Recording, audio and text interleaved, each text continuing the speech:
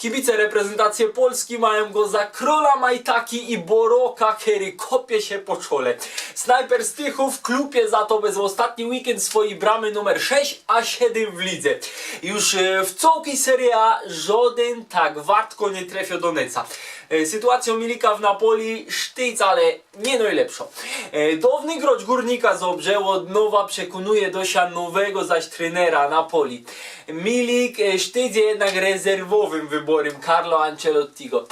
Swoje szanse poradzi, ale wykorzystać. Tydzień temu w poniedziałek z Atalantą Bergamo wlazł na szpilplatz w 82 minucie, a już chwila nie skorzy zaliczył piękną bramę na 2-1. W sobota wylos w końcu w podstawie i to genau tymi dwoma ostatnimi bramami z Frosinone szafnął se rekordowo statystyka. Milik trafił w Serie A co 104 minuty. Lepszym wynikiem nie mogę się tam poasić żaden inny snajper. Z jego 26 szlagów w tym sezonie 19 aż leciało między słupki, to 73%, no i lepszy wynik w lidze. A brama zaliczał pozór co 3,7 szlagu. To genau drugi wynik w lidze. No, mit Milika obalony?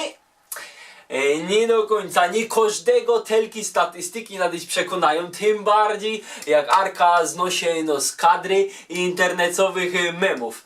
No, ale co by zaś nie było tak bombonowo maszketowo, czas dać powiedzieć, wice nadejść z luftu też się nie bierą. Toć, Milik w kadrze pora razy kopnął w dornik. Ja nogi podkładałem Łukasz tam krety, okej, szczylał Pąboczkowi w okno.